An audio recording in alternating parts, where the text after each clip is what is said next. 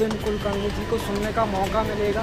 और पास वाली कहानी है VIP एंट्री 10 से और पीछे से नॉर्मल एंट्री है। तो चलो चलते हैं, मेरा देखते हैं क्या पैसा है। और पानी की व्यवस्था तो है इन लोगों ने सही करी, ठीक है, कम से कम पानी की व्यवस्था रखें, ठीक है। और भाई ये पता है ये ऑडिटोरियम में पहली बार आना होगा।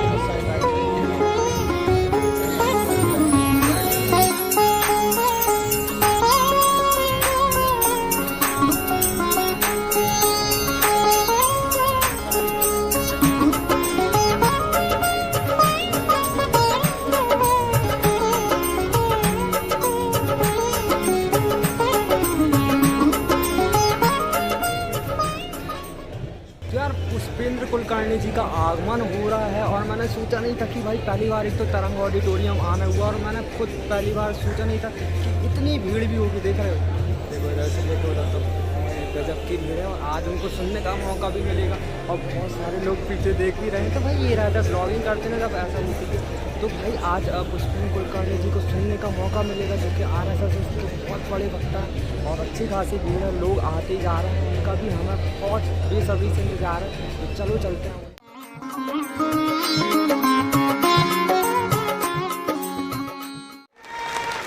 डॉक्टर स्वामी मुकुंदनाथ जी महाराज जी पधार चुके हैं, आचार्य धीरेन्द्र जी पधार चुके हैं एवं आज के मुख्य अतिथि आदरणीय पुष्पेंद्र जी भी हमारे बीच उपस्थित हो चुके हैं। साथ ही हिंदू देव परिषद के प्रदेश बाहर जाए और गैर हिंदुओं के कानों में जाए कि हमारे आराध्य भगवान श्री राम का जयघोष किस तरीके से कितनी बुलंदी के साथ किया जा सकता है। जय जय श्री राम, जय जय श्री राम, भारत माता की जय, भारत माता की जय। बीच में आदरणीय पुष्पेंद्र कुलकर्णी जी भी उपस्थित हैं। मैं निवेदन करूंगा कि उनका भी स्वागत करें। दो कौड़ी के नेताओं के पीछे भागने लगता है तब राष्ट्र कमजोर हो जाता है।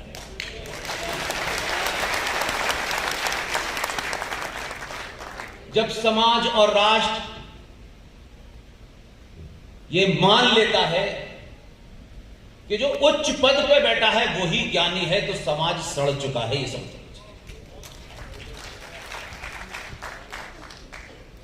आज के दौर में नहीं, हजारों साल पहले से देख लीजिए, जो जोड़ तोड़ के ऐन कैन प्रकरण से शीर्ष पे बैठ जाते हैं ज्यादातर महामूर्खी होते हैं। बहुत सारे ऐसे लोग हैं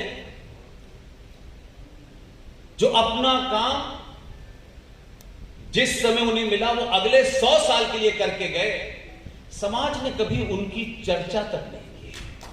मैं इसलिए कुछ बातों को कहना चाहता हूं कि आज सनातनी ज्यादातर लोगों से मिलता है, भावनाओं से भरी हुई बातें जिसका तथ्य से कोई सरोकार नहीं होता। माइक अगर मिल जाए तो प्रवचन 4-4 घंटे तक होते।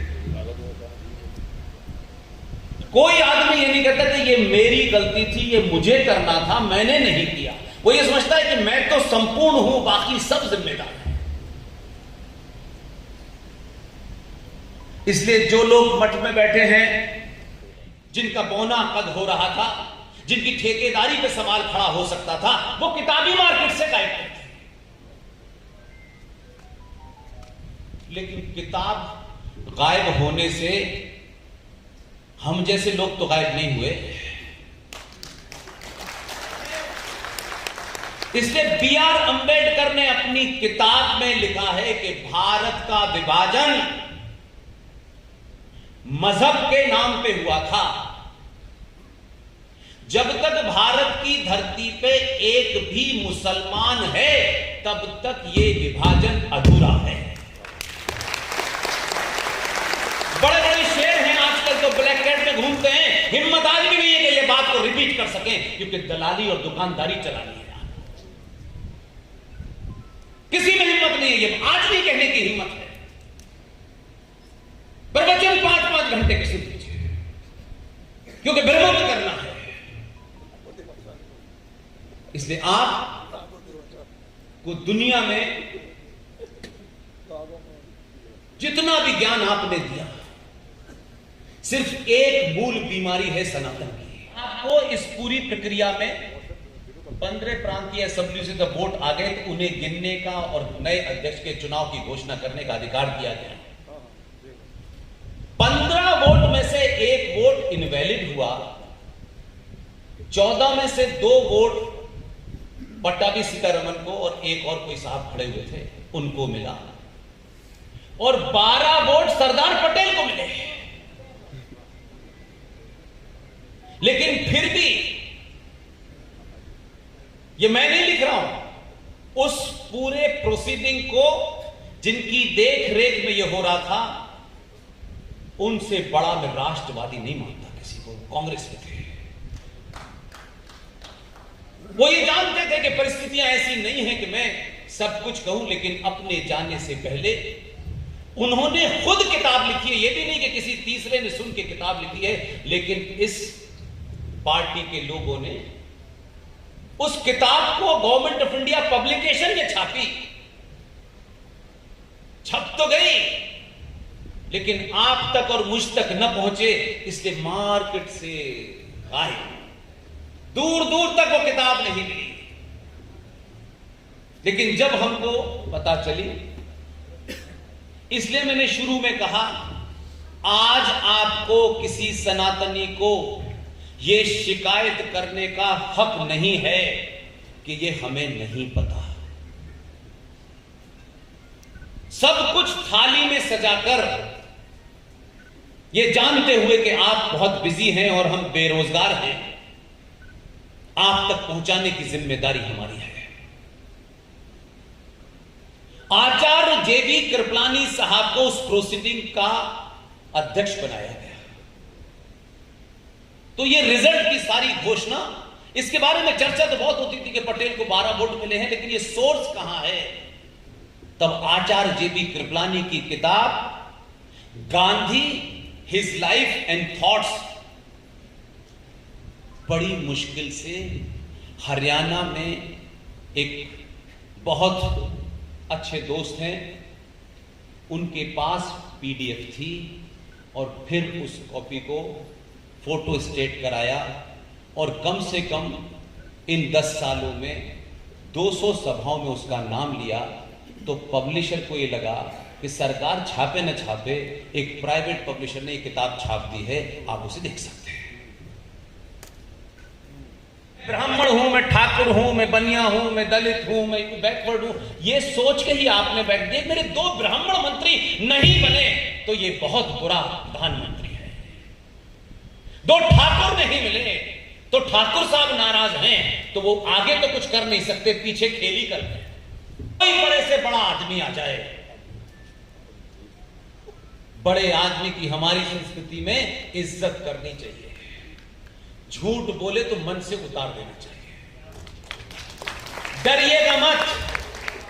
और ये भाव जब भी पैदा होगा, मंच पे बोलने वाले से आप ये उम्मीद रखें कि इससे मुझे कुछ चाहिए ही नहीं है। इसलिए इस सिलसिले को जो आपने शुरू किया है, वोट डालने से पहले मैं ब्राह्मण हूं, मैं यादव हूं, मैं बनिया हूं, मैं ये हूं, मैं वो हूं, ये लोग, मैं पॉलिटिकल साइंस का स्टूडेंट रहा हूं, 20 साल तक उसी दुनिया में था, बहुत 5 से 5 इलेक्शन देखे हैं। मैं जब भी कभी इसकी विवेचना करता हूं, मैं कोई इतना बड़ा आदमी नहीं हूं, कोई किताब लिखूं, किताब लिखने का समय नहीं है, मैं ऐसे बोलता रहता हूं, यही किताब है मेरे लिए।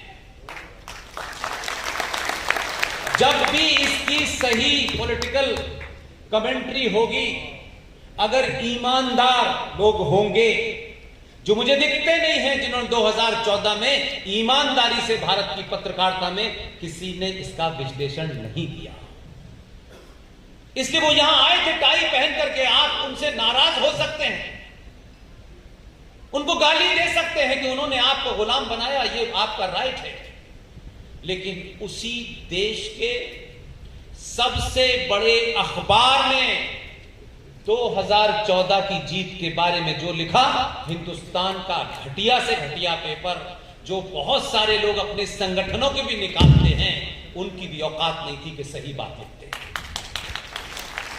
इसलिए श्रेय देना चाहिए। मैंने कहा ग्रेट ब्रिटेन का सबसे बड़ा पेपर 2014 में जब ये रिजल्ट आया तो उनके एडिटोरियल पेज पे ये विवेचना थी, 70 सालों में भारत में पहली बार भारतीय सरकार बनी है।